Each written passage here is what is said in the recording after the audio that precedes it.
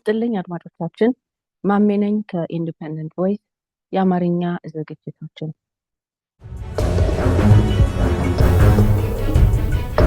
ለማታውቁኝ ለጥቂት ዓመታት ኢንዲፔንደንት ቮይስ በሚል የእንግሊዝኛው ዝግጅቶቻችን አንዳንድ ነገር ሳቀርብ ቆይቻለሁ። ዛሬ ደግሞ ኢትዮጵያ በመገኘት በኢንዲፔንደንት ቮይስ የአማርኛ ዝግጅት አንዳንድ ሀሳቦችን ይዤ ወደ እናንተ መጥቻለሁ። ለማታውቁኝ እንተዋወቅ፣ ለምታውቁኝ ደግሞ እንኳን ደህና በሰላም ተገናኘን። ኢትዮጵያ ላይ ሆኜ ይህንን ዝግጅት ሳዘጋጅ በጣም ደስ ይላል። ዛሬ በዚች ትንሽ ቪዲዮ ላካፍላችሁ የፈለኩት በትናንትናው ዕለት በኢቢሲ ተብሎ በሚታወቀው የኢትዮጵያ ቲቪ የተደረገውን ቃለ መጠይቅ በእኔና በአንድ ሌላ እንግዳ የተደረገ የሀሳብ መለዋወጥ እሱን ላካፍላችሁ ነው ወደዚህ የመጣሁት። ከሀሳቡ የሚፈልቀውን በጎ ነገር ትይዛላችሁ ብዬ በመተማመን በኢቢኤስ የቀረበውን ቃለ መጠይቅ ቪዲዮ ከእናንተ ጋራ ሼር አደርጋችኋለሁ። በእኛ ቻናል ደግሞ ለዚህ ቻናል በተለይም ደግሞ ለኢንዲፔንደንት ቮይስ የአማርኛው ፕሮግራም እንግዶች የሆናችሁ ቤተሰብ እንድትሆኑኝ በትህትና ጠይቃለሁኝ። በዚህ ቃለ መጠይቅ አብራችሁ እንድትቆዩ በትህትና ጋብዛለሁ። አመሰግናለሁ።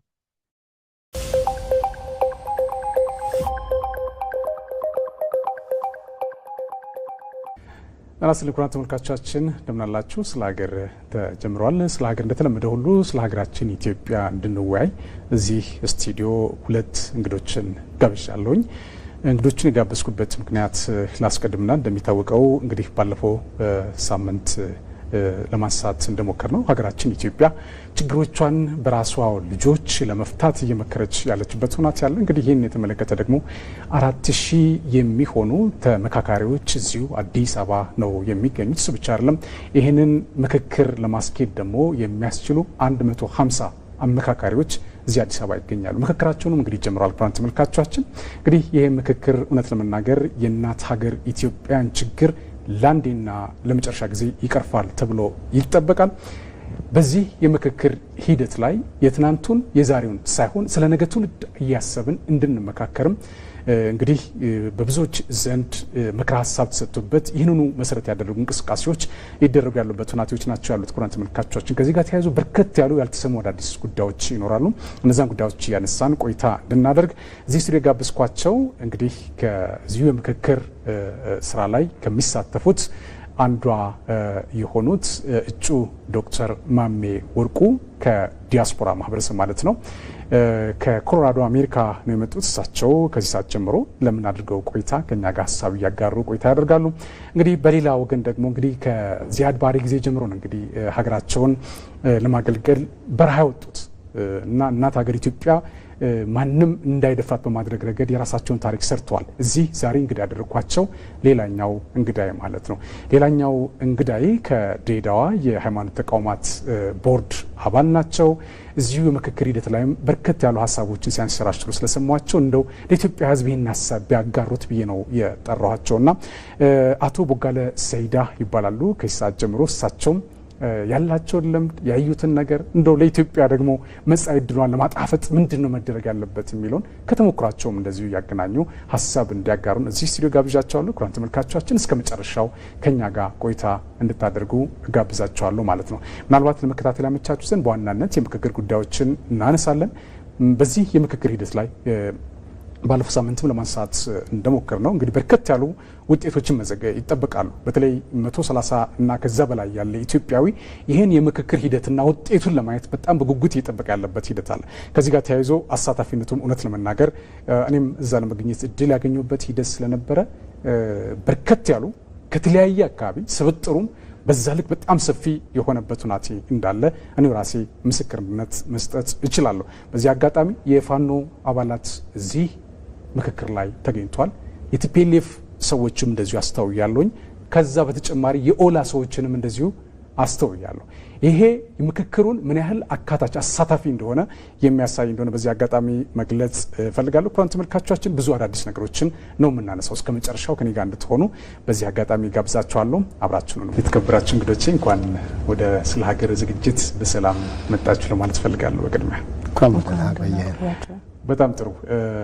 ወደ ሙሉ ሀሳቦቻችን ከመግባታችን በፊት ያው ብዙ ጊዜ እንደ መነሻ የምናነሳቸው ነገሮች ለሙሉ ፕሮግራሙም ትልቅ መነሻም ግባትም ስለሚሆኑ እነሱ ነገሮችን እናንሳና እንደሚታወሰው ብዙ ጊዜ ጥበብ ለሀገር ግንባታ፣ ለሀገር እድገት፣ ለሀገር የተለያዩ እንቅስቃሴዎች እውን መሆን ትልቅ ትርጉም እንዳለው ያሳየ አንድ ጉዳይ እንግዲህ በዚሁ በምክክር ኮሚሽን ስራው ላይ ያየንበት ሁኔታ ያለ እንግዲህ እነዚህ ያን ያክል ቁጥር ያለው ህዝብ ያን ያክል ቁጥር ያለው ተመካካሪና አማካሪ በተገኘበት መድረክ ላይ አንድ ትልቅ ትርጉም ያለው ቲያትር አይተናል። እውነት ለመናገር አብዛኞቹ እኔ እዛ ስለነበርኩኝ ያው ህሊና ያዋሽም እውነቱን መናገር ስላለብኝ ካሜራችን ይዞታል ያለይዞም አላቅም እንግዲህ በቀጥታ ስርጭት ሲተላለፍ የነበረበት ሂደት ነበር።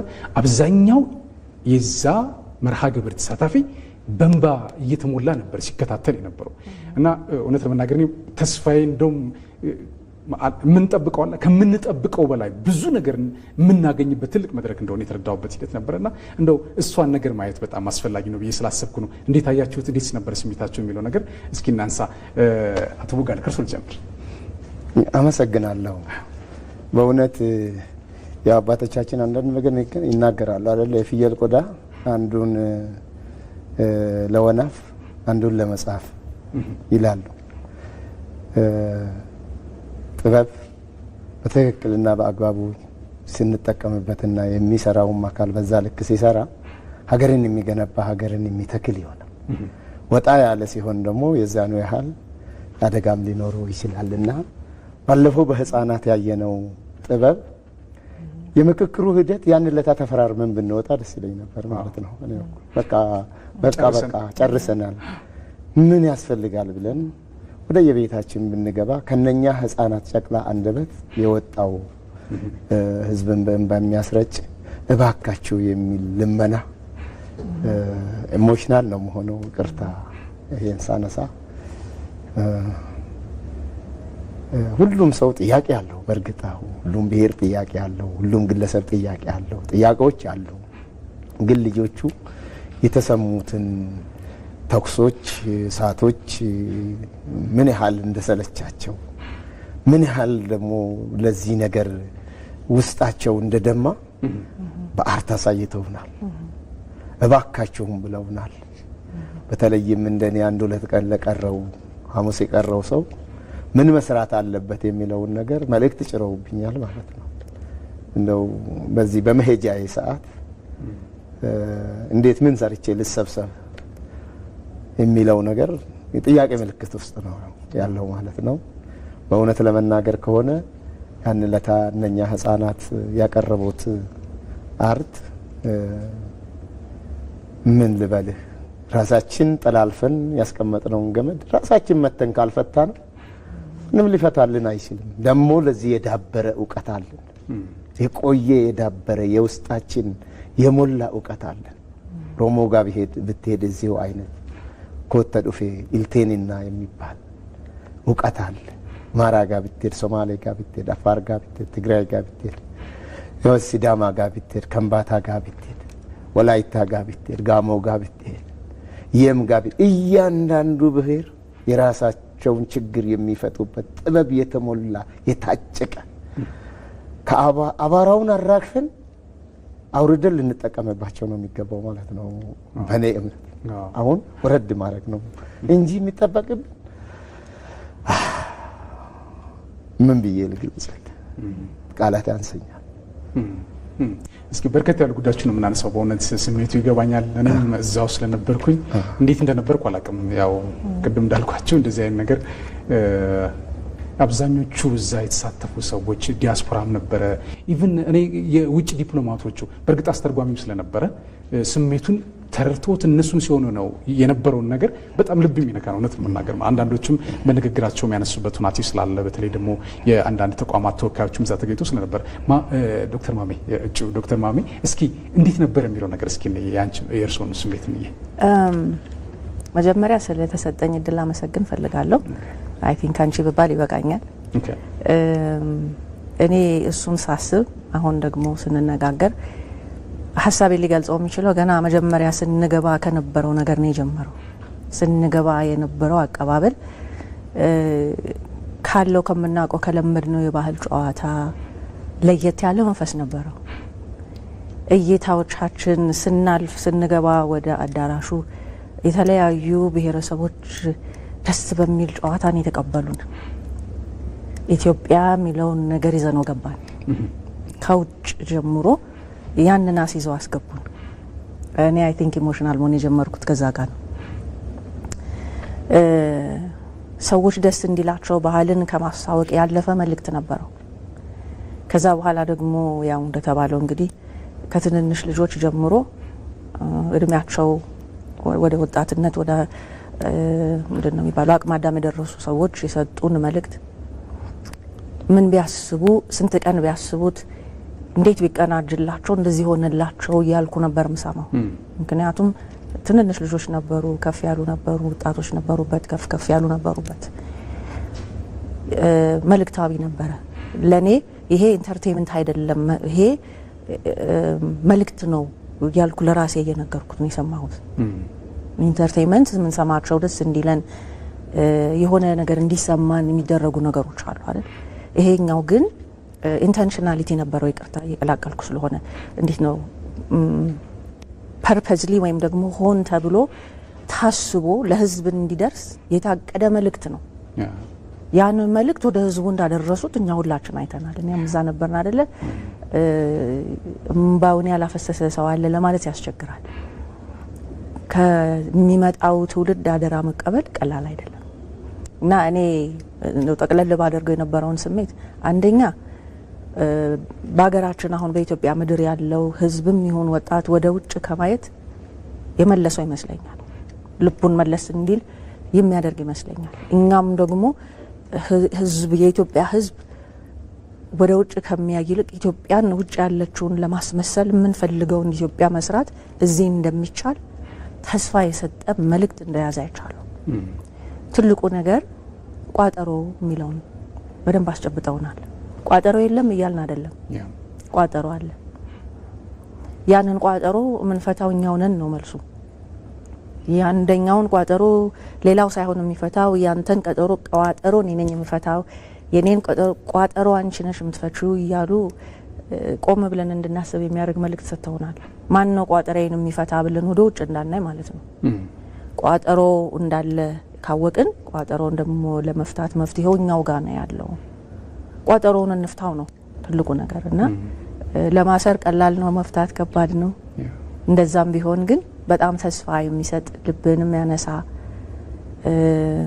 ኢትዮጵያ የሚለውን ነገር እንደገና የሚያጸና መልእክት ስለሰጡን በሚገርም ደስታና በተዋጠ ስሜት ነው የተቀበልነው መልእክቱን ማለት ልደፍር እችላለሁ። እኔ እውነት ለመናገር ቅድም እናንተም እንዳነሳችሁት ነው ማለት በጦር በወሬ ይፈታል ነው አይደል የሚባለው?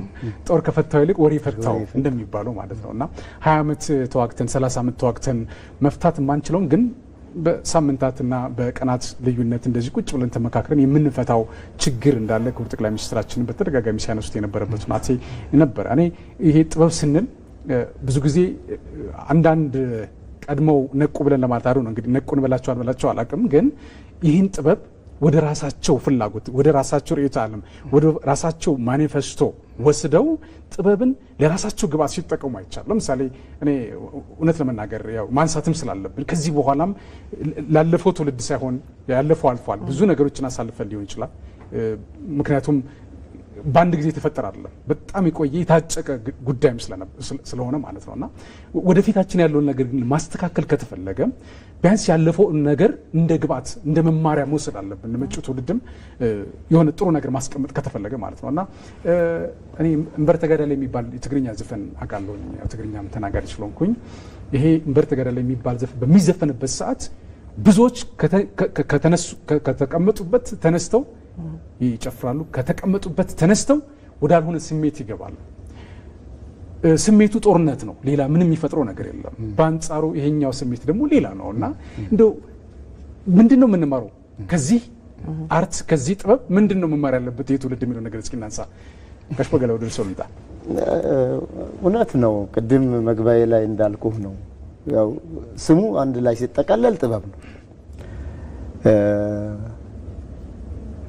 ለጦርነት የምታነሳሳው ለምን ፐርፐስ እስቲ ለማን ነው ብለህ መጀመሪያ ቆም ብለህ ማየትና መገንዘብ ያስፈልጋል። ጦርነቶች በሀገራችን ላይ የተካሄዱ ጦርነቶች አሉ። አንተም እንደምታውቀው አባቶቻችን ባልተማረ አንደበታቸው ባልተማረ እውቀት ባሌላቸው ሰዓት ኢጣሊያንን እንዴት አድርገው እንዳሸነፉ አይተሃል። ሉዓላዊነታቸው ተደፍሮ ነው። ሀገር ተደፍራ ነው። ሀገር የምትባል ትልቅ ነገር ተደፍሮ ነው። ዛሬ ግን ያ ነው ወይ? ያ ጦርነት ያ ነው ወይ ብለን ማንሳት ነው። እርግጥ ጥበብ ለጦርነትም ያስፈልጋል። አያስፈልግም አይደለም፣ ያነሳሳል ወደ ጦርነት። የጦርነቱን ዓላማ አስፈላጊነት ከሚለው አንጻር ነው ይህንን እያነሳሉት። ምናልባት ከሱ ጋር ያይዘው እንዲያነሱልኝ። እሺ። እና እነኚህን ጦርነቶች ዓላማቸው ተረድተን ነው ወይ የምንዋጋው? ዓላማቸውን ተረድተን ነው ወይ የምንዋጋ ያለ ነው? ሀገር የምትባል ትልቅ ኢትዮጵያ ሀገር አለች። እቺ ሀገር ደግሞ ሁላችንንም በመርከብ ያሰባሰበች ሀገር ነች። እዚህ ሀገር ላይ ያለው ሰው ዛሬ ከመና የወረደ አይደለም። ሁሉም አብረው ያለ ነው እዚሁ ኢትዮጵያ ላይ። እንደው የወል ታሪክ እንኳን ባይኖረው አብሮ የቆየ የተጋመደ ህዝብ ነው። ዛሬ ቅድም አንተ እንዳልከው ያ ለጦርነት የሚያነሳሳው መርተጋዳ ላይ በዛን ሰዓትና በዛ ወቅት አንድ ጊዜ ለአንድ ነገር ሰርቶ ሊሆን ይችላል። ቀድሞ የሰራውን ስራ ቆም ብሎ አይቶ ይጠቅማል ወይስ አይጠቅምም ማለትን ይጠይቃል። ያሁ ብሎ ተነስቶ የራሱ ወንድም የሚገልበት ነገር ደግሞ አለ። እህቱን፣ ወንድሙን፣ አባቱን፣ እናቱን እንደዚህ ንብረትም ከሆነ የራሱ ኢትዮጵያ ውስጥ ያለ ንብረት እኮ በአንድም በሌላም የሁሉ ህዝብ ንብረት ነው። እንደዛ የሚወድምበት ሁኔታ ትሬንድ አለ፣ ይታያል። ግልጽ ነው አድርገን ያለፍነው። ላልተገባ ቦታ የተጠቀምንበት አርት ማለት ነው እሱ። አሁን በዛ ቦታ ልናስቀምጠው እንችላለን። ይህ አሁን ወደዚህ ወደ ትላንቱ ልጆቻችን ስንመጣ ደግሞ ያዩትን የተገነዘቡትን በጨቅላ አእምሯቸው በዛን ጊዜ ቅድም እህታችን ስትል እንደነበረው መቼ ነው የተዘጋጁ ዝግጅትነቱን አሁን ችግር ነው ያዘጋጃቸው ነው። ልጆቹ በቃ ችግር አስተምሯቸዋል ማለት ነው። እኛ ያልተማርነው እነሱ ከችግር ተምሮ በአንድ ሌሊትም ይሁን በአንድ ጀንበር መቼም በእድሜያቸው ስትለካ ከሌሎች እኔ እኩዮች የማይጠበቀውን ነገር ነው እዛ ላይ ያቀረቡት። ተምሮ ሊሆን ይችላል አልተማሩ ዋተበር እሱ አይደለም ጉዳዩ። ግን ችግር ምን ያህል እንደገባቸውና የኢትዮጵያ ውስብስብ የሆነ ጥያቄ እንዴት እንደተገመደ እንዴት እንደተቋጠረ ይሄን ቋጠሮ ደግሞ ማንም ሊፈታው እንደማይችል እኔ ያንተን አንተ የኔን መፍታት እንዳለብን ያሳየ ጉዳይ ነው። እንደዚህ ይላል ኦሮሞ ሲተርት ወኒ ልቡ ቀብዱ ዮ ገራ ኬስ ወራናን ሂንዱቲ ዱቢ ዮ ገራ ኬስ ወራናን ፈይቲ ይላል። ይሄ ማለት ምን ማለት ነው? ህይወት ያለው ነገር ሆድ ውስጥ ሲወጉት ይሞታል ይላል። ነገር ወይም ይሄ አሁን እንመካከር የሚባለው ነገር ሳናስቀር አምጥተን ሆዱን ውስጥ በስተን ብንዘረግፈው ይድናል እንድናለን። በቃ ምን ነበርን ብለን ምን ነበርን ልጆቹ ያሉን ነገር ማለት ነው። ምን ነበር? ምን ሆነን ነው ይሄንን ነገር የተበተብነው? እንዴት ነው የቋጠርነው? ማን በማን ላይ ቋጠረስ? አንተ ነው የቋጠርከው፣ አንቺ ነሽ የቋጠርሽው ልንባባል እንጂ እንዴት ቋጠርኩት፣ እንዴት ቋጠርሽው ብለን ውሉ ሴቱ ጋር ነው ያለው የሚለውን ነገር ልንፈታ መዘጋጀት ነው ማለት ነው ልጆቹ ያስተላልፉን መልእክት። ስለዚህ ያሉብንን ቋጠሮ ከየትኛውም ብሔር ከየትኛውም ክልል አምጥተን ጠረጴዛ ላይ ማፍሰስ ነው አሁን የማፍሰሻ ጊዜያችን። ከዛ ቁጭ ብለን የሚጠቅመንን ከውስጡ የምንለቅም የማይጠቅመንን እዛው የምንቀብርበት ሰዓት ላይ ነው ያለ ነው ማለት ነው። ይሄ ነው ልጆቹ ያስተላለፉ። የሚጠቅመንን ከውስጡ እንለቅማለን፣ የወል ትርክት እናደርጋለን። የማይጠቅሙን ካሉ እውነቱን አውጥተን ከእውነቱ በኋላ አዳፍነን እዛው የምንቀብርበት አዲሲቷን ኢትዮጵያ የነገይቷን ኢትዮጵያ ልክ ጠቅላይ ሚኒስቴሩ ሲሉ እንደነበረ እውነት ክብር ጠቅላይ ሚኒስቴር በዛን ሰዓት ያሉትን ነገር ሰምታችኋል ሁላችሁ። ስለ እናንተ አታውሩ፣ ስለ ሰፈራችሁ አታውሩ፣ ስለ ነገ አውሩ፣ ስለ ትውልድ አውሩ፣ ስለ ትውልድ ተመካከሩ። እውነት ነው። ዛሬ ላይ ቆመን ስለ ዛሬ የምናወራ ከሆነ ሰፈር ላይ ቆመን ስለ ሰፈር የምናወራ እኔም የራሴ የሆነ ጥያቄ አለኝ። ከልጅነቴም ጀምሮ አብሮኛ ያደገ ጥያቄ አለኝ። በብሔሬም ውስጥ ሲሆን ያለብኝ ጥያቄዎች አሉ። አንተም እንደዛ እሷም እንደዚህ። ግን እናምጣው እናፍስስና ይቅር አይደለም ይናቅ አይደለም ይምጣ ይፍሰስ፣ እኔም ላፍሰስ አንተም አፍሰስ እሷም ታፍሰስ። ከዛም ይጠቅመንን እንለቅማለን፣ እውነትም እናወጣለን። ማይጠቅመንን ቅድም እንዳልኩት መልሰን እንቀብርና ተነስተን አዲሲቷን ኢትዮጵያ ትውልድን የምትገነባ ስለ ነገ የምንለው ትውልድ ሌሎች እኛን የማያክሉ ብዙ አሁን እዚህ ውስጥ በኋላ ምናልባት እንመጣበታለን። ስንት ሰው እዚህ ውስጥ አለ፣ ምሁሩ አለ፣ ያልተማረው አለ። እኔ አሁን የአቦጊዳ ሽፍታ ነኝ፣ ምንም እውቀት ያለልኝ ነኝ። እድሉን አግኝቼ እዚህ እንዴት እንደቀረብኩም አላውቅም። ሀገሬ ጠርታኝ መጣሁ ማለት ነው። ስለመጣሁ አመሰግናለሁ። መግቢያዬ ላይ ማመስገን ነበረብኝ። ደስታ ነው ወደዚህ ያስገባኝ። እንዴት እንደታየሁ አላውቅም፣ እውቀትም ኖሮኝ አይደለም። ግን ሀገር የምትባል ነገር እውቀት ሰጥታኛለች፣ አብልታ አጠጥታ ዛሬን አድርሳኛለች። ኢትዮጵያ የምትባል ትልቅ ሀገር፣ ትልቅ ታላቅ የሆነች ሀገር ዛሬ ግን ያለችበትን ሁኔታ እኔም አንተም እሷም የምናውቅ ነው የሚመስለኝ። ለዚህ ከዚህ ካለችበት ሁኔታ ማንም አይመጣላትም። እኛ ያለንን ልምዳችንን ሁሉንም ቅድም እንዳልኩት አውርደን ከሰቀልንባቸው ከተውናቸው ቦታዎች አውርደን እንደገና አባራቸውን አራግፈን እንደገና ሰብሰብ አድርገን አሁን እንነጋገርበት። በቃ ይበቃናል። ይሄን ሳስብ ወይፈኑ ያለውን ነገር ነው እኔ ትዝ የሚለኝ። አላርስም ብሎ እምቢ አለ አንድ ወይፈን። እኔ አላርስም በቃ። ከዛ ባለቤቱ በጣም ቀጥቅጦት ገርፎት ካቃተው በኋላ ቆይ እንግዲህ እርሻ እምቢ ካልክ ቢላህ አምጥቼ አርጄ ነው ስጋህን ልጆች የሚበሉት ብሎ ወደ ቤቱ ገባ። ቢላህ አላመጣ። እናት አንጀቷ አይችልም። የወይፈኑ እናት ዳር ላይ ሳር እየጋጠች መጣችና ተነስ፣ ምን ልሁን ምነሳ፣ ተነስ እረስ፣ ሊያርድ ቢላዋ ሊወስድ ወደ ቤት ሄደዋል። ተነስተ እረስ አለችው። አርሼ ሳላት እረሳ በሬ ትሆናለህ። በሬ ሆኜስ መልሽልኝ እሱን ጥያቄ መጀመር በሬ ትሆናለህ። ትልቅ በሬ ሆኜስ እሱን ጥያቄ መልሽልኝ መጀመሪያ። ከዛ እኔም ራሴን ነግርሻለሁ አይነት ነገር መስለኛል። ያው በሬ ትሆናለህ፣ ከዛ በኋላ ትታረዳለህ አለችው ማለት ነው። እናቴ ገና ካረጀሁና ካፈጀሁ በኋላ ታርጄ እዛች የጮጌድ ያረጀ በሬ ስጋ እያሉ ከሚበሉኝ እርሻ እምቢ አለ እንጂ አይ ስጋው እያሉ አሁኑኑ ይብሉኝ እንጂ አላርስም።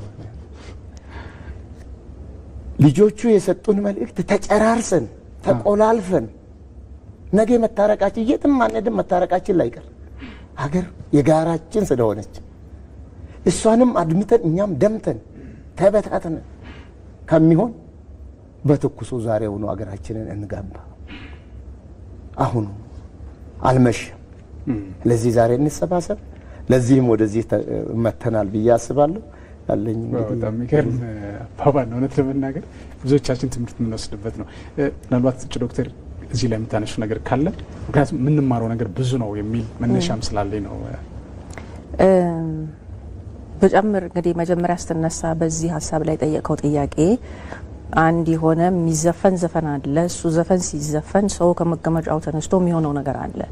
ጥበብን እንዴት ተጠቀምንበት ነው አይደለም? ያ ጥበብ ሰዎች ኢሞሽን ጋር ደርሶ የሚሰራው ስራ አለ። የሰዎችን ስሜት ያነሳል። ያ ጥበብ መልእክት አዘል ነው። ለጦርነት ያነሳል፣ ለበጎነት ያነሳል። እና እኔ እንግዲህ ያው እዛው ሀሳብ ላይ ስለምንነጋገር ያለ ነው በእነዚህ ህጻናቶች በሚያድጉት በጎልማሶቹ ባየነው ጥበብ የተነገረን ደግሞ ለውጡ ያንኛው ለጦርነት ሲያስነሳ ይሄንኛው ለሰላም ያስነሳል። ይሄንኛው ተስፋ ይሰጣል። ከትንንሽ ልጆች አንደበት አደራ የሚል ነገር ወጣ። How do nonprofits avoid paying $1.4 billion in fees? Zeffy keeps every dollar working for your cause. When your nonprofit collects $50, you get the full $50. No fees taken out of the total. Switch to Zeffy today and see savings immediately.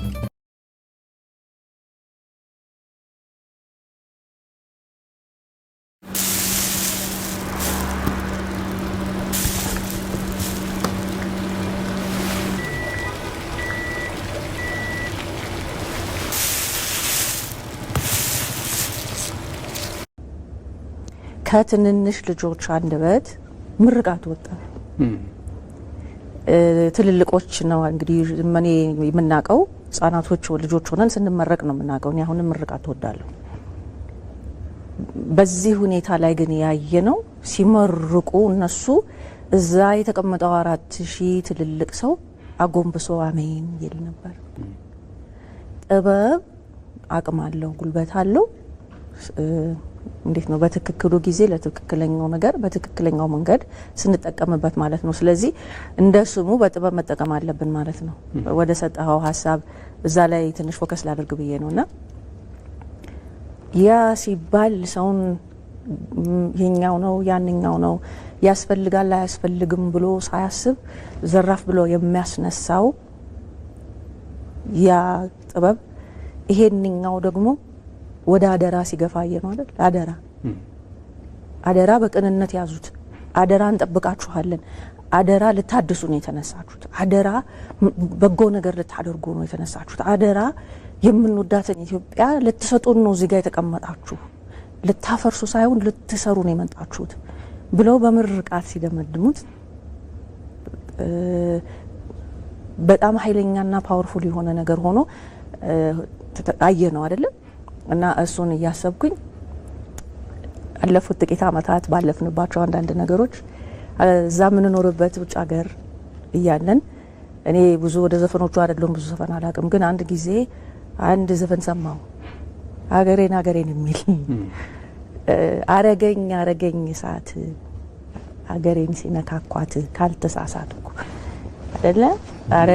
አረገኝ ንቢቱን ጨርሱልኝ አላውቀውም።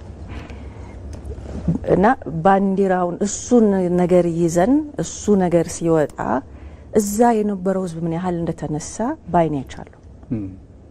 ከፋኝ፣ ባንዲራዋን ሲነኩብኝ ከፋኝ፣ እንደዚህ ሲሆን የሚለውን ያ የመከፋት ስሜት እዛ ላለው ህዝብ ሲሰጣቻለሁ። ጥበብ እያወራን ስላለ ማለት ነው። ጥበብን በአግባቡ ስንጠቀምበት መልእክት አዘል ሲሆን እውነትም ሰውን ያስነሳል። እውነትም የሰውን ጭንቅላት ዞር ያደርጋል። እንዲሁ ደግሞ ዝም ብሎ በስሜትም ያስነሳል አይደለ? ግን መልእክቱ ትክክል ሲሆንና መልእክት አዘል ሲሆን ደግሞ እኛን አይደለም እዛ ያሉትን የውጭ ሀገር ዜጎች ምንድነው እንደዚህ ያነቃነቃቸው ብሎ የኛን የሀገራችንን ባንዲራ የመንግስት መስሪያ ቤት ላይ ከላይ እስከታች ያበሩበት ጊዜ ነበር። ጥበብ እንደ ስሙ ጥበብም በጥበብ ስንጠቀምበት ትልቅ መልእክት አዘል ነውና ደግሞ ሰው ውስጥ የመቀመጥ ፖቴንሻልም አለው አይደል? አሁን እኛ ስንነጋገር ይሄንን ወደዚህ ውይይት ስንመጣ ወደዚህ ምክክር ስንመጣ ይመስለኛል ለብዙዎቻችን የነዛ ልጆች ድምጽ ከበስተኋላ ሊሰማን ይገባል። ያቺ አደራ ልትሰማን ይገባል። አንድ ጊዜ የወደድነው ነገር ከሰማነው በኋላ በውስጣችን ቀርቶ አልፎ ትዝ እንደሚለንና ከኛም ውስጥ እንደሚወጣ እንደገና ምሪት እንደሚሰጠን የነዚህ ልጆች ይሄ የሰማነው መልእክት ይመስለኛል በዚህ ውይይት ውስጥ መልህቅ ሊሆንልን ይችላል ብዬ አስባለሁ። መልእክት እንዲኮ ብለውናል።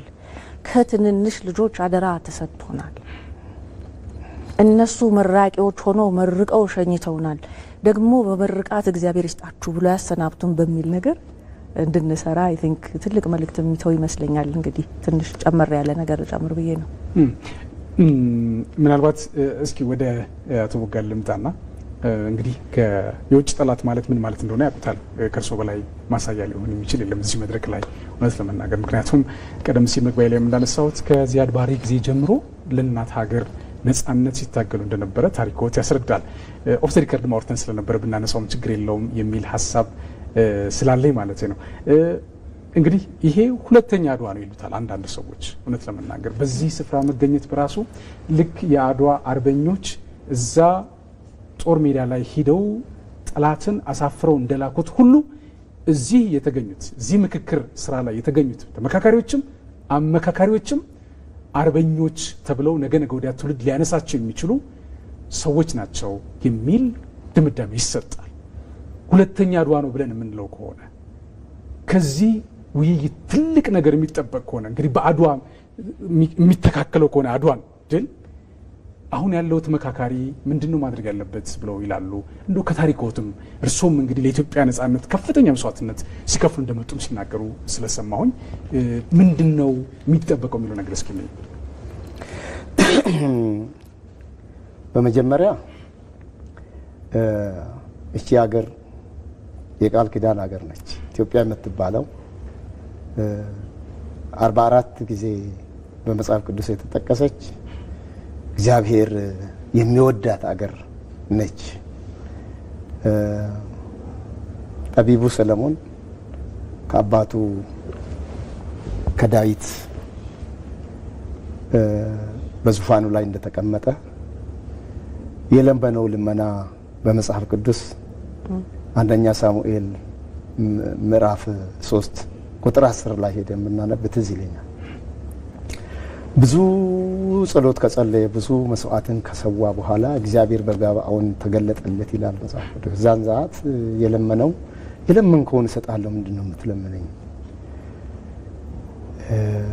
በአባቴ በዳዊት ዙፋን አስቀምጠኸኛል፣ እኔ ግራና ቀኙን የማላውቅ ብላቴና ነኝ። እባክህን ይህን ሕዝብ የምመራበትን ጥበብና ማስተዋል ስጠኝ ነው ያለ። ከዛም እግዚአብሔር ልመናውን ተደሰተ ነው የሚለው መጽሐፍ ቅዱስ። እና እንደ አንተ ያለ መጀመሪያም መጨረሻም አይነሳም በጥበብ ብሎ ባረከው ይላል መጽሐፍ ቅዱስ። ለዚህ 4000 ወደ መዲና ወደ ሆነች አዲስ አበባ የከተሙ ተመካካሪዎች የኢትዮጵያ እጣ ፋንታ እጃቸው ላይ ላለ ህዝብ ያለኝ እኔ መልእክት በመጀመሪያ ደረጃ እግዚአብሔር ማስተዋልና ጥበቡን ይሙላቸው ነው ማለት። ይሄን ህዝብ በማስተዋልና በጥበብ አምላካችን እግዚአብሔር ይሙላቸው። የሚናገሩትን የሚያደርጉትን አስተውሎ እንዲያደርጉ፣ አስተውሎ እንዲመካከሩ፣ አስተውሎ እንዲያዩ እግዚአብሔር በዚህ መንፈስ ይሙላቸው ነው የሚለው በመጀመሪያ ደረጃ። ሲቀጥል ይሄ ከአድዋም በላይ ነው። እኔ ለምን አልክ ብሎ የሚከሰኝ ካለ መልስ አለ። ይሄ ከአድዋም በላይ ነው። አድዋ የወረረን የውጭ ጠላት ነው። አባቶቻችን ሆ ብሎ ተመው የውጭ ጠላት ባልተማረ ጭንቅላታቸው ከላያቸው ላይ የመከቱበት ትልቅ ነው። ምንም አይካድም። ትልቅ የአገር ገድል ለአፍሪካ ለጥቁር ህዝብ በቃ ለተጨቆኑት ሁሉ ምልክት ነው። ለእኛ ለኢትዮጵያውያን ግን የእርስ በርስ መተራረድ፣ እርስ በርስ መጨራረስ፣ ሀገራችን ሰው በገዛ ቤቱ ላይ እሳት የሚያነድ በራሱ ቤት ላይ እሳት የሚለኩስ ይሄ ለኛ ትልቅ ኢሹ። በዚህ ልክ ነው መረዳትም መገንዘብም ያለብን። ምን በወጣውና የኦሮሞ ወጣት ይለቅ? ምን ስለሆነ ነው የትግራይ ወጣቶች የሚያልቁት? ምን ስለሆነ ነው የአማራ ወጣቶች የሚያልቁት? እናቶችስ በየወቅቱ እኛስ የምናለቅሱ እንባ የምናነባው በየማለዳው ተነስተን ምን ሰማን? አሁን የሚገርምህ ነገር የኔ ልጅ ጠዋት ተነስተ ቁጥር ነው የምትጠይቀው። ሞትን የምትጠይቀው በቁጥር ነው። ከቁጥር ባለፈ ደግሞ የማወገን የትኛው ነው? ኦሮሞ ነው የሞተው? አማራ ነው የሞተው? ትግሬ ነው ተብሎ የምትጠይቀው ክቡር የሆነውን የሰውነትን ንቀን ትተን አኮስሰን አሳንሰን እግዚአብሔር ጌታችን መድኃኒታችን ኢየሱስ ክርስቶስ አንዲቱን ሊፈልግ ነው የመጣው ይላል መጽሐፍ ሲያስተምር። ምን ያህል እንደወደደን እኔን አንተም ምን ያህል እንደወደደን አንዲቱን ሊፈልግ ነው የመጣው። ከሰማይ ሰማያት የወረደው ክብሩን ጥሎ እንደ ባሪያ የባሪያ መልክ ለብሶ በግርግም የተወለደው አንድ ነፍስ ለማለት። እኛ ግን ዛሬ ቁጥር ነው የምንጠይቀው። ስንት ነው? 10 ነው? ከ10 በላይ። በኋላ ምናልባት ጊዜ ካገኘን ጠቅሳለሁ። አንዳንድ የምናስተጋባቸው ቅድም በአርት ውስጥ ያነሳናቸው ነገሮች አሉ። የምናስተጋባቸው ፌስቡካችን ይሄ ማህበራዊ ድረገጽ የምትሉት እኔ ያው ድሮ ስለሆንኩ ሞባይል ሄሎ ለማለት ነው የምጠቀምበት። በዚህ እግዚአብሔር ባርኮኛል። እንኳን አላወቅኩ እንኳን ትምህርት አልኖረኝ ይላልው እዛ ጋር ስደርስ። ግን ማይምነቴ ደግሞ ያሳዝነኛል። ሰዎች ያሉበት ቦታ ውል ነበር። ምናልባት 3 ሰው አስታርቅ ይሆንል ነበርና ደበላለኩብህ መሰለኝ እና ይህ ሰው ማንነት የረከሰበት እዚህ ስንት ነው የሞተው ሲቀጥል ደግሞ ማን ነው የሞተው ብለን ሰውን እንደ ቅርጫ የከፋፈልንበት ጊዜና ሰዓት ቢኖር አሁን ነው። ይሄ ነው። ይሄ ራሳችን በራሳችን ስንማር የቆየነው ስለሆነ ወደ ውስጣችን ያስገባ ነው የተቀለብ ነው ስለሆነ አሁን እንትን እያልን ይሄን ለማውጣት ደግሞ ግዴታ አሁን ያለንበትና አሁን ወደዚህ ከተማ የመጡት 4000 ህዝብ እጣ ፋንታ ነው ማለት ነው። የሀገራችን የኢትዮጵያ እጣ ፋንታ አሁን ነው። ሄውኔ እናንተ እዚህ መተናል። በመጀመሪያ ደረጃ እውነቱን እንነጋገር። እውነት መናገር ያስደስታል። እውነት መናገር ያስደስታል ስንል ተበድያለሁ የሚለውን አካል እንስማ፣ እናዳምጥ። እኔን አዳምጠኝ፣ እኔ ላዳምጥ፣ አዳምጪኝ፣ እንደማመጥ። ከዛ ከተቀያየርን በኋላ እኔ በድያት ከሆነ ምንም ኖርኔል እኔ በድያት ከሆነ የሚለው እኔ አሁን የምናገረው የኔ አባት እሷን በድሎ ከሆነ እኔ አባቴ ወክዬ ይቅርታ አስኩዝኝ ሳናውቅ እንደዚህና እንደዛ ሆኖ ነበርና አሁን ግን ይሄ አያዋጣንም ወደሚለው እንመጣለን። Songwriters, if you're not a member of the MLC, what are you waiting for? It's free, it's easy, it's the only place for creators like us to collect our mechanical streaming royalties every month. We work too hard to leave money on the table. If you have songs streaming in the digital universe, then you need to connect with the MLC to get your royalties. They're a sound partner helping you take control of what you have earned. Join today and make sure you get every dollar.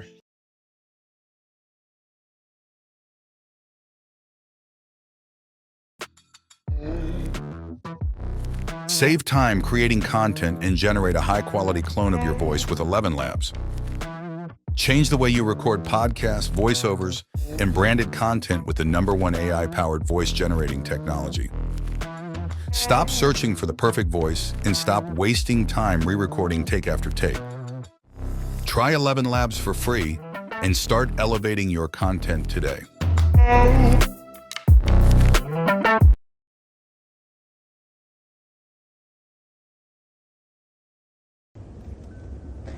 እያንዳንዷን ነገር እዚህ ጠረጴዛ ላይ አምጥተን እንዘርግፍ። ጉዳቱን አላወቅንም እንዳንል አውቀናል፣ ተረድተናል። አንድ ከጋምቤላ የመጣች እናት ነች። እሳት አገር ቤት የሚገነባ ቢሆን ኖሮ አለች ቅድማት ገነባ ነበር ኢትዮጵያ በየቦታው ዘይድ ባሬ ሲመጣ ከሶማሊያ ነው የመጣው፣ ከዳር ነው የመጣው። በባሌ በኩል እኔ አርሲ ተወላጅ ልጅ ነኝ። በዛም ሰዓት እኔ ልጅ ሆኜ ዋቤ ወንዝ የሚባል ነገር ወንዝ አለ። እዛ ነበር የምንከላከለው። ሌሎች ወደዚህ እንደገና ደግሞ የተወሰኑ ኢትዮጵያውያን የሆኑትን ሰዎች ወደዚህ የማሻገር ለነሱ እንደገና እርዳታ የመስጠት የመንከባከብ በደርግ ጊዜ ማለት ነው። ብዙ ፈተናዎችና ብዙ መከራዎችን አይተናል። በዚህም በምስራቁ ሲገባ ምስራቅ ላይ ያሉ ሰዎች ከካራማራ ጅጅጋ ጀምሮ እስከ ድሬዳዋ ያለው ህዝብ መናገር ይችላል ምን እንደደረሰበት። ያ ውጪ ነው መልሶ ነው አይደል? ውጪ ነው። ወደ ውጪ የምትከላከለውና ከውስጥ የምታወጣው ነገር በጣም ምድርና ሰማይ ነው፣ አይገናኝ። ይሄን በምን አይነት ልኬት ነው የምትለካው? ከነኚህ የምትለካው በምን አይነት? ይሄ የስጋት ልኮ ነው። ማንን እየወጋ እንዳለ እንኳን በማታውቀው አሁን ሆ ብሎ ፎክሮ ምን ብሎ ይሄን ሃል ሲባል ላንተ ለኔ ይዘገንነናል። ለአባቶች ለእናቶች እዛም እዚህም ያለው ልጇ ነውና እያለቀሰች ነው። ይሄንን ለመፍታት ጦርነት በነገራችን ላይ ሰው ይበላል፣ ኢኮኖሚ ይበላል፣ መሬት ይበላል፣ እጽዋት ይበላል። የማይበላው ነገር የለም። የማይበላው የማያጎሰብሰው ነገር የለም። አገብሳሽ ነው። ተገደህ የምትገባበት ካልሆነ በስተቀር በምንም ተአምር ጦርነት የሚባል ነገር እኮ የውጭም ቢሆን አማራጭነት የለውም። በሰለጠነ አኳኋን ተነጋግሮ መፍታት የሚገባውን ነገር መፍታት ነው የሚቀድመውና ዋነኛው ይሄ ነው።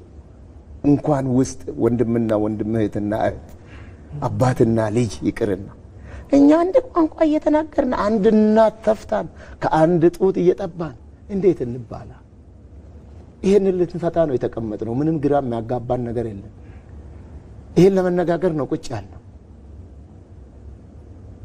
የዛም እዚህም ያለ አካል ድንበር ከልለ በነገራችን ላይ በኋላ ምናልባት በምክክሩ የሚመጣ ጉዳይ ይሆናል እንጂ ይሄ ታቅዶበት ታልሙ የመጣ ነው።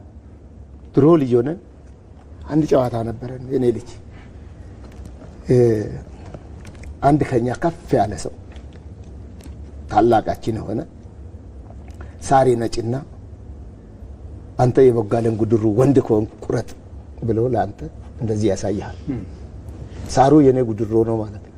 አንተ ትነጫለህ። እንዴት የኔን ጉድሮ ትነጫለህ ብዬ እኔ ቦክስ ካንተ ጋር ገጥማለሁ ማለት ነው። እዛ እንደባደብ። ቆይ ላስታርቃችሁ፣ ኑ ታረቁ። አሁን ለእርቃችሁ የምታደርጉትን ሂዱና ከእናታችሁ ስረቁና ቆሎ ወተት ቤት ያፈራውን አምጡ ይለናል ማለት ነው። እኛ እንዲህ ነው ያለ ነው። እኔ ሲመስለኝ የሆነ ሰው የሆነ እጅ አለ፣ እሱ ያጣላናል። ከፈለገው እሱ የሚፈልገውን ከኛ ይጠባል። በመጣላታችን በመናቆራችን ምናልባት ያተረፍነው ነገር የለም፣ የከሰርነው ነው እንጂ ቀይ ባህርን አተናል።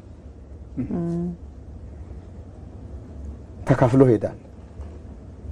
ማን ነው ያደረገው ቢባል ማን ነው ብለህ ለማን ትሰጣለህ? እጅህን በእጅህ እየበላ እዚህ ለማንም አንሰጥ። ችግሩ የኛው ነው፣ አለመባነናችን። እኛ ሰፈር ላይ ነው እዚህ ትልቁ አጀንዳችን ከፊት ለፊታችን እያለ ትንሽ ነገር ላይ ነው።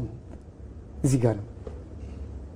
እዚህ ያለውም ትልቅ ነው ትንሽ ነው ለማለትም አይደለም፣ ለማቆሰስም አይደለም። ሰው የሱ ሐሳብ የሱ አጀንዳ ትልቅ ነው። እኔ ያስቆታ አጀንዳ ለኔ ትልቅ ነው። ግን መናገር፣ ግን ማምጣት፣ ግን መዘርገፍ፣ የሚበጀንን መልቀም፣ እውነት መሰጣጣት። እውነት አለህ ግን አብረን እንኖር፣ እውነት አለሽ ግን አብረን እንኖር። ትላንት አለፈ፣ ዛሬም በአዲስ መልክ እንገንባ። ይሄ ያስፈልጋል። ይሄ ነው ያለው። በነገራችን ላይ ህሊና ትንሹ ዳኛ ነው ይባላል እና ቅድም ያሉት ነው። አሁን በርከት ያሉ ሀሳቦች ሊመጡ ይችላሉ። ፍትህን መሰረት ያደረጉ ውሳኔዎችን እንድንወስን ግን ምክንያታዊነት ከውስጣችን ያስፈልጋል። ህሊናችን በራሱ ዳኛ ስለሆነ ማለት ነው። ምናልባት የሰው ችግር ምንድን ነው፣ የኔ ችግር ምንድን ነው፣ የማሚ ችግር ምንድን ነው የሚለው ነገር ወደ ጠረጴዛ ከመጣ በኋላ የአንዳችን ለአንዳችን ጥቅም እስከሆነ ድረስ መውሰድ፣ የአንዳችን ለአንዳችን ጉዳት ከሆነ ደግሞ መተው የሚለውን ነገር የሚያስተምር ይመስለኛል። እውነት ለመናገር ጋሽ ቦጋለ ያነሱት እንደው ማሜ ወደ አንቺ ልምጣና ያው አንቺ በይ ስላልሽ ነው እንግዲህ ከዲያስፖራ ማህበረሰብ ነው የመጣሽው።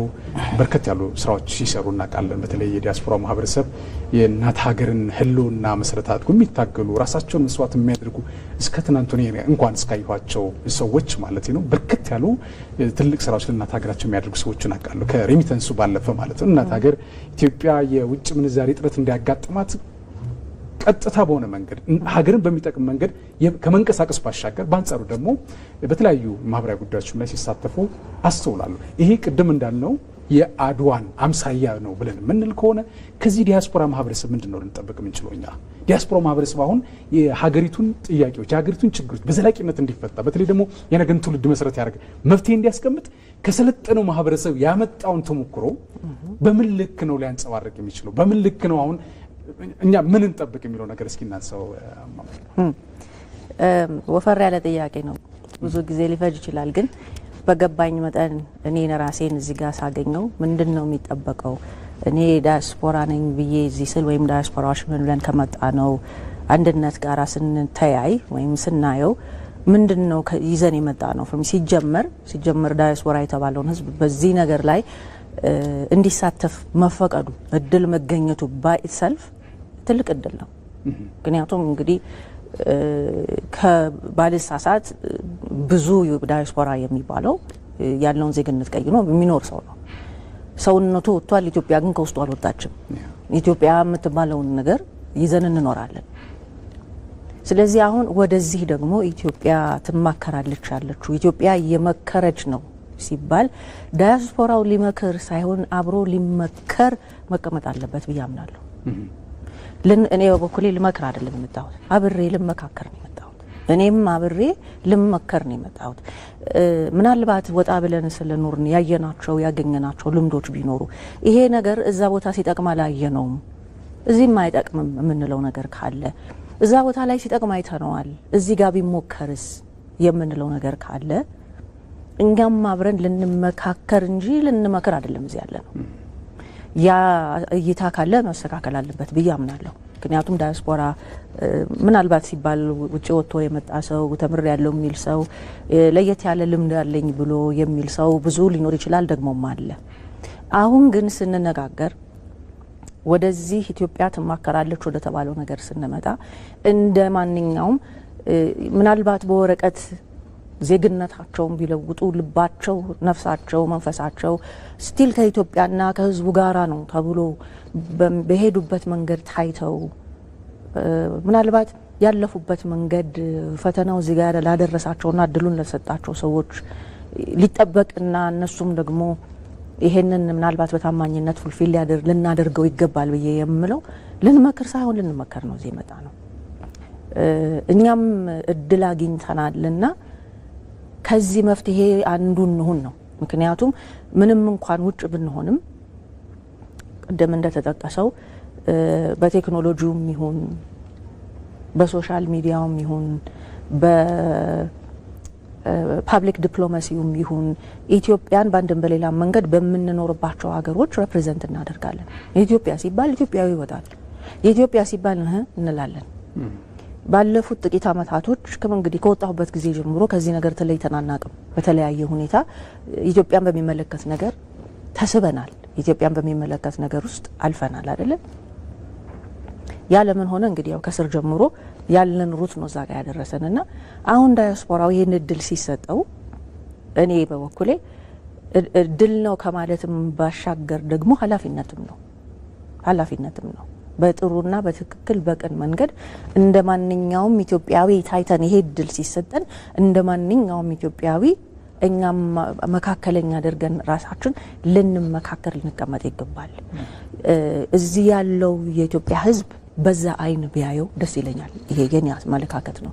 ዳያስፖራው እዚህ የመጣው የተሻለ አውቃለሁና እኔ የተሻለ ሀሳብ ልስጥ ብሎ አይመስለኝም። ያ ከሆነ ትንሽ ወደ ተሳሳተ ነገር ይመራናል። ይሄን እድል አግኝተናል፣ እድሉን እንጠቀምበት። ደግሞም ኃላፊነት ነው ብለን ስንል ምናልባት ዳግመኛ አድዋ ነው ይሄ ነገር ከሚለው ሀሳብ ጋራ ትንሽ ተገናኘልኝ። አሁን እሳቸውን ስሰማ በአድዋ ጊዜ ከውጭ የመጣ ጠላት ነው የነበረን፣ ግን አወጣጡ ላይ ነው ያለው። ህዝብ በሙሉ ነው አይደል የወጣው፣ ትልቅ ትንሽ ሳይል ሁሉም ማ ብሎ ወጣ፣ ኢትዮጵያ ብሎ ወጣ። እዛም ልሁን እዚህም ልሁን አሁንም ሴንተር ያደረገው ምንድነው ኢትዮጵያ የሚለው ነገር ነው አይደለም። ያለፍንባቸውን ነገሮች ያለፍነው ስንሰራ የታየነውን ነገር የሰራ ነው ኢትዮጵያን አማካኝ አድርገን ነው። አሁን ያለንበት በአሜሪካን ሀገር ሜክ አሜሪካ ፈርስት ይባላል አይደል?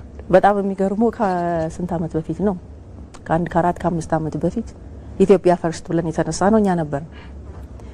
ይሄ የኔሽኑ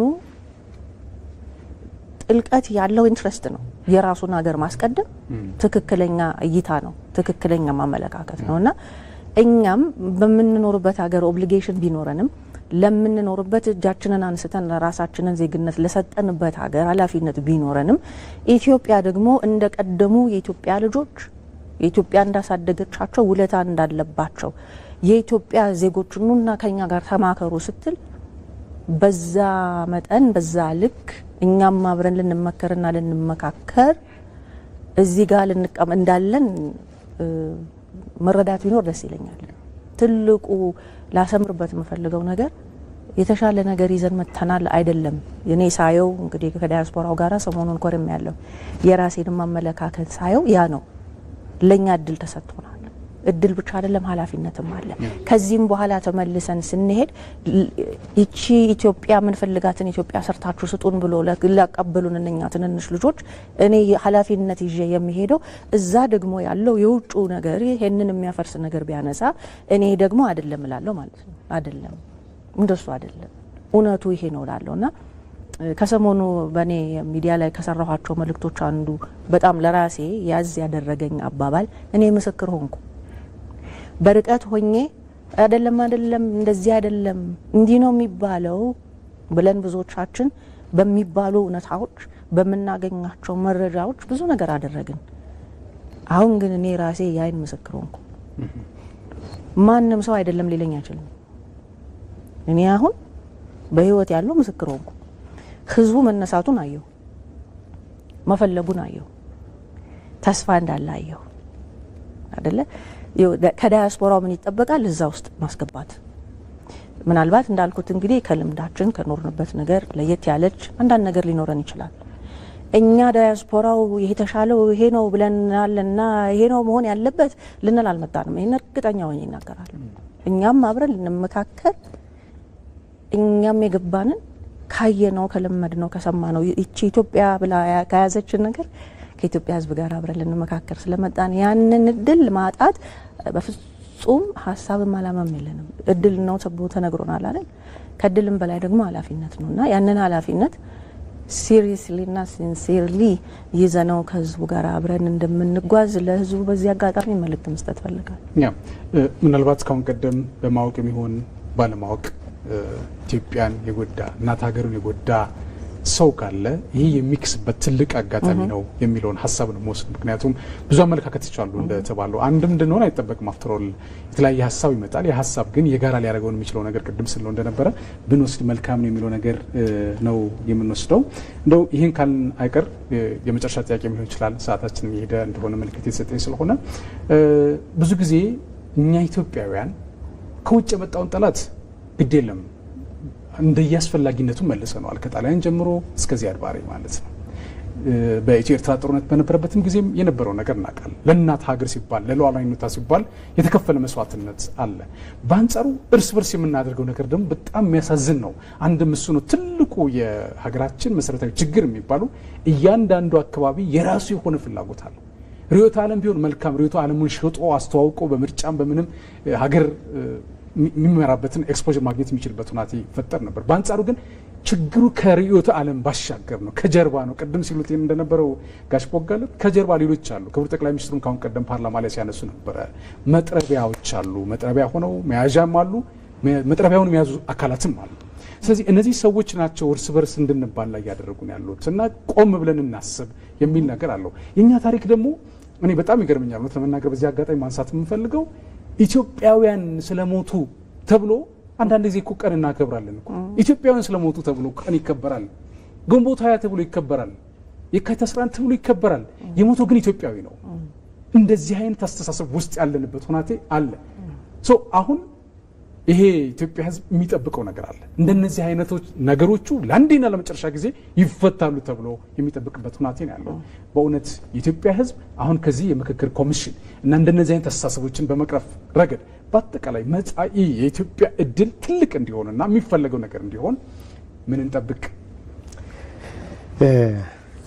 አመሰግናለሁ። በእውነቱ እንደዚህ አይነት እድል ተፈጥሮም ስለማያውቅ ነው እኔ ይሄን አስረግጬ እናገር። በየትኛውም ነገስታት ኃይለሥላሴም ጀምር አሁን መወቃቀስ አይደለም ስላለንበት ስለኖርንበት ነው እና ወደ ደርግም ስትመጣ ኢህአዴግም ህዝብ መጥቶ ተመካክሮ ህግ የራሱን ህገ መንግስት ይቅረጽና ሀገሩን ይምራበት የተባለና እድል የተሰጠው ጊዜ አላየሁም፣ አልሰማሁም። ከዛ በፊት ሆኖ ከሆነ ምናልባት ከኔ እድሜ በፊት ያሉት ገና ከጉርጓድ አንጠራ በኔ እድሜ የለ። ስለዚህ አሁን እድለኞች ነን ማለት ነው። አሁን ቅድም የተወቃቀስ ነው እንዳለ ሆኖ አሁን እድል እጃችን ላይ ወድቃለች። ኢትዮጵያዋ እድል እጃችን ላይ ወድቃለች። ማም ሆነማ ጊዜ አለን። ክቡር ጠቅላይ ሚኒስትር ሲናገሩ እንደነበረው 20 ዓመት 4 ዓመት ከምንዋጋ 20 ዓመት እንነጋገር። አሁን ከእንግዲህ ወዲያ መነጋገሩ ነው የሚያዋጣ። ቅድም አንተ ስጠቅስ እንደነበረው የውጭ ጠላት ሆ ብለን እንነሳለን፣ ሄደን የውስጥ ችግራችንን ወደ ጎን ትተን በየትኛውም ጊዜ በየትኛውም ሰዓት ሰው በግለሰብ እንኳን ጥያቄ ይኖረዋል፣ እንኳን በአሃድ በእንትን ይቅርና በቡድን ይቅርና ያንን ጥያቄ ወደ ጎን ትቶ በአድዋም በለው በሰይድ ባሬም በለው ትላንትና እኔም ተሳትፌበታለሁ በኢትዮ ኤርትራ ጦርነት ትዝ የሚለኝ ነገር እንዴት ለሀገሬ እንዴት ትነካለች ብዬ አሁን መሄድ አለብኝ ብዬ ወረራው ተካሂዷል ተብሎ ሲነገር እኔ በራሴ ትራንስፖርት ነው ሁርሶ የሄድኩት። የመጀመሪያው ሰው ሆናለሁ እንደው ዘር ታሪክ ሰራው እያልኩ ነበር የሄድኩት። እዛ ሲደርስ ከ300 ምናምን ሰው በላይ ነው እዛ ያለው። With GoDaddy Website Builder, you get the lowest priced website builder guaranteed. So you can create a beautiful website for your business without overpaying. Packed with powerful growth tools to build your brand, GoDaddy Website Builder is the fast, affordable way to get online for less. Start today at GoDaddy.com.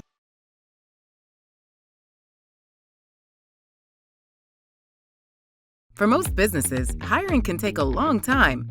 Not for Susan, though. She uses ZipRecruiter to find quality candidates fast. ZipRecruiter uses powerful matching technology to screen resumes and find the top candidates, so Susan can quickly invite the best matches to apply with just one click. It's no wonder ZipRecruiter is rated the #1 hiring site. Spend less time hiring and more time building your business. Try for free at ZipRecruiter.com.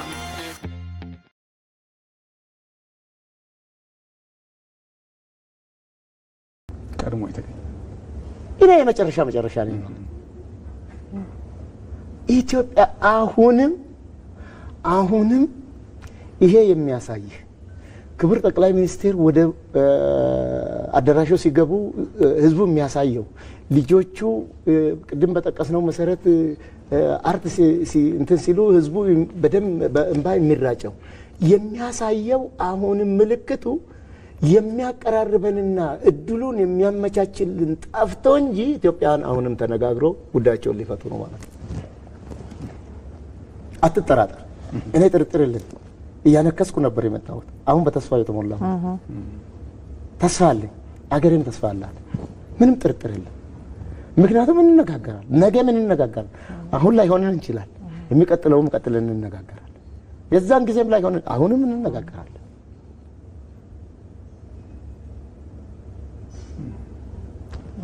በቃታ የሚሆን ነገር የለም። በቃታ ውድመት ነው። ደጋግመን አናነሳው። አሁን ቃታው ሁለት ሆኗል። ደግሞ ሁለት ቃታ ነው ያለው። አሁን በእናንተ እድሜ በዚህን ዘመን ሁለት አፈሙዝ ነው ያለው ኢትዮጵያን እያፈረሰ ያለው፣ ኢትዮጵያን እየወጋ ያለው። አንደኛው ትክክለኛ ድሮ እኔ እንደለመድኩት ሰቅርጽ ሰርቶ መሃል ለመሃል በወታደርነት ሰልጥኖ በጥይት የሚበጥስ ማለት ነው። ሁለተኛው እናንተ የምትጠቀሙበት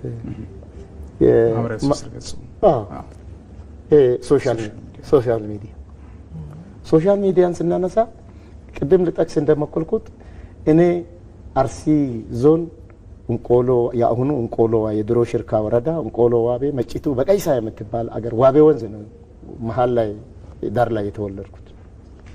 ከዛ ነው ወደ ፍቅር አገር ወደ መቻቻል አገር ወደ ኢትዮጵያ ተምሳሌት የሆነችው ድሬዳዋ የገባሁት የድሬዳዋ ነዋሪ የሆንኩት ግን ትውልዴ እዛ ነው። ለዚህ አርሲ ውስጥ በተፈጠረው ህዳር 2018 ዓመተ ምህረት ህዳር አካባቢ ለተፈጠረው ነገር አንድ ቦታ ላይ አንድ ስፍራ ላይ አንድ ግለሰብ ቦምብ በተሰበሰቡ ሰዎች ላይ ጥሎ ወደ 32 ሰዎች ተጎድቶ ወደ 3 ሰዎች በህይወታቸው አልፈዋል። እነኚህ ሰዎች ሙስሊሞች ናቸው። ቦምቡን የጣለው ክርስቲያን። ጉዳዩ ሊቀጣጠል ሊነሳ እንቆሎ ዋቤ ትባላለች በቆጂ ብርቂቱ የምትባል ወረዳ ማን ነው ቀበሌ ውስጥ ማለት። ለዚህ ጉዳይ የእንቆሎ ዋቤ ተወላጅ ልጆች ተባብሎ ተጠራራ። እነ ተስፋዬ ስሜ፣ ጀማል ቱፋ፣ ጀማል ዋቤ፣ እነ ደግፌ ዳዲ፣ ሌሎች መዓት ሰዎች፣ እነ የመንግስቱ አደራ ልጆች አሉ፣ ዮሐንስ የሚባል ሌሎችም መዓት ልጆች አሉ። ወደ 20 ምናምን ከዛ በላይ አሁን ማህበር ሆኖ ማህበሩ አድጎ በጣም ከዛ በላይ ሆኗል። ላሳጥርልህና ተነስተን አዳማ ላይ እኔ ከዛ መጥቼ 1 ሳምንት ነው አልጋ ይዤ የተቀመጥኩት በራሴ ወጪ በራሴ ገንዘብ። የድሬዳዋ ሃይማኖት ተቋማት ጉባኤ መሸኛ አድርጎልኛል። ሂድ በቃ ለእርቅ ነው የምትሄደው ትራንስፖርት አድርግ ብሎ ትነስም ትብዛ የሆነ ነገር ሰጥቶኛል። በዚህ አጋጣሚ ላመሰግናቸው እወዳለሁ። የድሬዳዋ ፍትህ፣ ጸጥታ፣ ህግ ጉዳዮች ቢሮ የድሬዳዋ መስተዳድርንም እጅግ አድርጌ ያመሰግናለሁ። ሂድ ትክክል ነው ያደረግከው፣ የወሰድከው እርምጃ ልክ ነው ብሎ ለሽምግልና እዚህ ተቀምጬ ከዛ ቀጥታ እዛው ወረዳ ላይ ነው ሄድነው። ጉዳዩን አመቻችተን የለም ውሸት ነው፣ እስላምም ይሞታል ክርስቲያንም ይሞታል። እናንተ ትላንት አብራችሁ አባቶቻቸው መኖር የለመዳችሁ ናቸው። ይሄ ሐሰት የሐሰት ወሬ ነው። አንድ ሰው ሊያጠፋ ይችላል። ፐርሰናል አበበ እንበለው ወይም አደም እንበል ወስደን ቀጥታ የምንሰቅልበት እንጨት አግኝተናል። አሁን ቶሎ ብለን የሆነ ነገር ሲፈጠር እንወስድና ኦሮሞ ላይ እንሰቅላለን። የሆነ ነገር ሲፈጠር እንወስድና አማራ ላይ እንሰቅላለን። የሆነ ነገር ሲፈጠር ደግሞ እንወስድና ትግራይ ላይ እንሰቅላለን። መስቀያ አግኝተንልናል። ነገር የምንሰቅልበት ጉዳይ የምናባብስበት እሳትና ጭድ የምናረግበት ተመቻችቶልናል ሜዳው። ይሄን እናረጋለን። እነኛን ህዝቦች አቀራርበን አስታርቀን ለቅሶ ተለቃቅሰው ከሚገርምህ ነገር አንድ የሞተው ሼኪ አንድ ሼክ ነው የሞተው። ያ ሼኪ የገዳይዋ እህት ትታመምና ከዛ በፊት ማለት ነው ከ2-3 ቀን በፊት አሉ ትታመምና ለሷ ህክምና መስጊድ ውስጥ ገንዘብ ያሰባስብላት ነበረ በማይክሮፎን ተብሎ ተነገረ። እሷም መሰከረች ቆማ። እዚህ ውስጥ አለ ሰዎች ተሰብስቦ አይተህ ከሆነ እንዲህ አሰልፈን መጥቶ ተለቃቅሰው በቃ አልላቀቃሉ። በዚህ አይነት ነገር ነው ጨርሰን ይመጣ። አንዳንድ ሶሻል ሚዲያው የሚናገረውን እንደሰማችሁት ነው። ተለይቶ ሌላ ብሔር እንደተገደለ ነገር፣ ሌላ እምነት እንደተገደለ ነገር፣ አርሲ በፍጹም ሰውን አተረማምሳ እንደምትጎርስ አይደለም። ያም ነገር ውሸት ነው። ችግሮች አሉ። አዎ አሉ። ሰው ሞቷል። አዎ ሞቷል። አደምም ሞቷል፣ አበበም ሞቷል። በእርግጠኝነት ሰው ሞቷል። ሰው ቅድም እኔ እንዳልኩት ነው። አሁን በመጀመሪያ ቁጥር ነው የምንጠይቀው። ከዛ አለፍ ስንል ደግሞ የማ ብሔር ነው የምንጠይቀው። ማን ነው የሞተው አንልም። ሰው ነው እኮ የሞተው አንልም። እና እነኚህ አይነት ውሸቶች በብዛት እኛን ጎርተውናል። በብዛት ደግሞ ቅድም እህቴ ስትል እንደነበረው እዛ ቆሞ ማየትና እዛ ቆሞ መናገርና መጥቶ እንደዚህ በተግባር ማየት ይለያያል። ምድርና ሰማይ። ጆሮ ውሸታም ነው ምንጊዜ፣ አይን ነው እውነታም። ናና መጥቼ ልይህ እሷንም ልያት መጥቼ ያኔ እኔ ውስጥ ያለውን አንተ ታውቃለህ፣ አንተ ውስጥ ያለውን እኔ ያውቃለሁ። ከዛ ውጪ ግን ውሸት ነው ማለት ነው። በሰሚ የምናደርገው ነገር ሁሉ ውሸት ነው። ይሄን ለማስቀረት ለአንዴና ለመጨረሻ ጊዜ አትጠራጠር። ኢትዮጵያውያን አሁን በአንድነት በአንድ ቋንቋ በአንድ ልዩነታችንን ማስወገድም አንችልም፣ ልናስወግድም አንለፋ። አንድ የሆነች ኢትዮጵያ ለሁላችን የምትጠቅመን ኢትዮጵያ ለመገንባት ግን ሁሉም ውስጥ ብናንኳኳ ከውስጡ እናገኛለን። ቢያንስ ይሄ ይመጣል ብዬ አስባለሁ፣ ተስፋም አለ። በጣም ጥሩ፣ በጣም ደስ የሚል ነገር። ምናልባት በመጨረሻ ጊዜ አሳጥረን ማንሳትም ስላለብን ማሜ ቀደም ሲል ተነስቷል። በእርግጥ ግን ክቡር ጠቅላይ ሚኒስትሩ በተለይ በተደጋጋሚ አደራ ሲሉ የነበረው መልእክት አለ። እውነት ለመናገር እኔ ሙሉ ንግግሩ ውስጥ ያስቀርቸዋለኝ። አብዛኛው እዛ ተሳታፊ የነበረውም በጣም በሚገርም ሁኔታ መነጋገሪያም ነበረ። አንዳንዶቹ ውጭ ነው እንደዚህም አለ እንዲህ አይነት ነገር እስኪሉ ነበረ ነገሩን ሲያዩበት የነበረው መንገድ። ግን ደግሞ ያው እዚህ ያለ ነው ሁሉን ነገር የምናውቀው ሰዎች በምናውቀው ልክ ስለምናውቀው እንደው አሁን የውጭ አሞራዎች አሉ። ለአሞራዎቹ መልእክት ተላልፈዋል። ጭልፊቶች You wouldn't merge two companies without aligning the numbers. So why build the future without aligning how the work actually gets done? That's where Scribe comes in. Scribe captures a workflow as someone does it and turns it into a clear guide. But instead of sending docs to people for them to follow, Scribe will guide people on the screen while they work. So new teams aren't guessing where to click. They're guided through the process in real time. And the guides live where your teams already work. So training happens in a flow of work, not in a folder no one opens. If your teams are still guessing how to use the new tools after a merger, click the link and see how Scribe could help.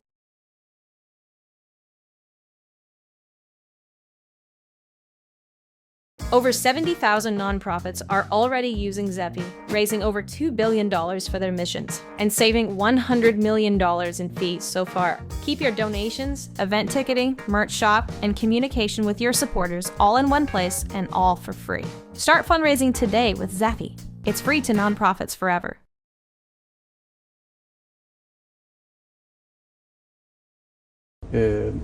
በምን ልክ ራሳቸው ማየት እንዳለባቸው ኢትዮጵያውያን ምን ያህል ዝግጁነት እንዳላቸው ያነሱበት መንገድ አለና እንደው ከዚህ ጋር ተያይዞ ማጠቃለያ ሀሳብ እናንሳና ፕሮግራማችን እናጠቃለን። ጥሩ መጨረሻ ሀሳብ ነው። እንግዲህ አሞራም ተብሎ ተመስሏል። የተለያየ ምሳሌ ተሰጥቷል አይደል?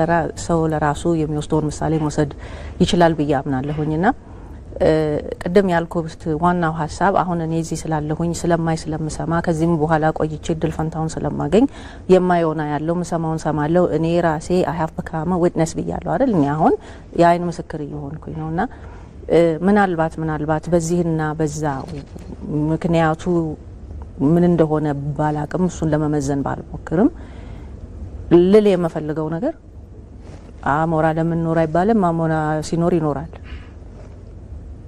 አሞራ የሚበላው ሲያጣ ዞር ይላል።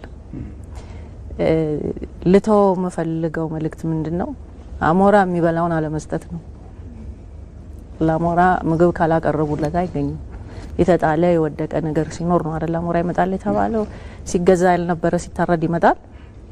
ኦፖርቹኒስት የሆነ ነገር አለ። ኦፖርቹኒስቲክ የሆኑ አፕሮቾች አሉ። እነሱን ነገሮች አለመስጠት ነው ትልቁ ነገርና እኔ የሚታየኝ ቀዳዳዎቹን መድፈን ነው። ምሳሌ ሲሰጥ ነበረ። ቀዳዳዎቹን ጉርጓዶቹን መድፈን ነው። እምቢ ማለት ነው።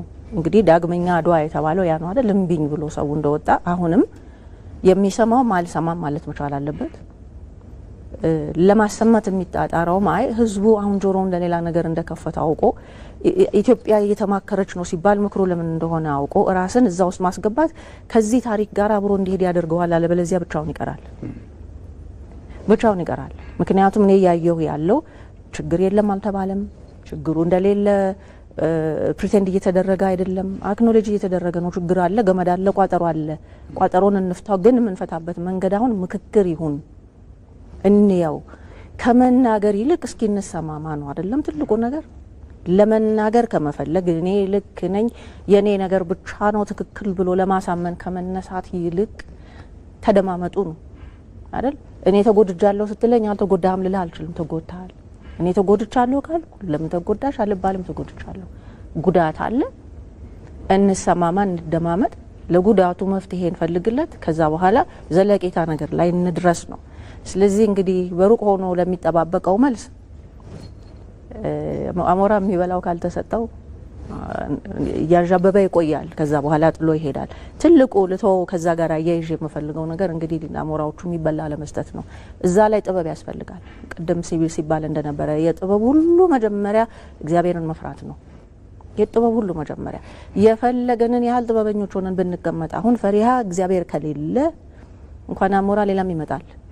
ለዛ ነገር የተከፈተ ማንነት ካለን፣ ለዛ ነገር የተሰጠ ማንነት ካለን አሞራ ከየትም ቦታ ነው አሽትቶ የሚመጣው፣ ችግር የለበትም። እና በፈሪሃ እግዚአብሔርን ይዞ ህዝቡ ነገርን መጠቅለል ቢችል፣ ጆሮን ለእውነት ብቻ መክፈት ቢችልና ቀድሞ እንደተደረገው እንደ አድዋው ዘመን እምቢ ማለት ቢቻል አይ ቲንክ ትልቅ ነገር ይወጣል ከዚህ ብዬ አምናለሁ። በጣም ጥሩ። እጩ ዶክተር ማሜ ወርቁ ከአሜሪካ ኮሎራዶ የዲያስፖራ ማህበረሰብን ወክለው ከመጡት መካካሪዎች አንዷ፣ እንዲሁም ደግሞ አቶ ቦጋለ ሰይድ የድሬዳዋ የሃይማኖት ተቋማት ቦርድ አባል ናቸው። ከዚሁ ከድሬዳዋ ያገኘናቸው ተመካካሪ ናቸው። እንግዲህ በጣም ደስ የሚልና አስተማሪ ሆነ ቆይታ እንዳደረግን ተስፋ አድርጋለሁ። ተመልካቾችም እንግዲህ በዚህ ረገድ ትምህርት እንደወሰዱ ተስፋ አድርጋለሁ። እንግዲህ እናንተም ለእንግዶቼ እጅግ አድርጌ ነው አመሰግናለሁ ለሰጣችሁ ማብራሪያ። እናመሰግናለን።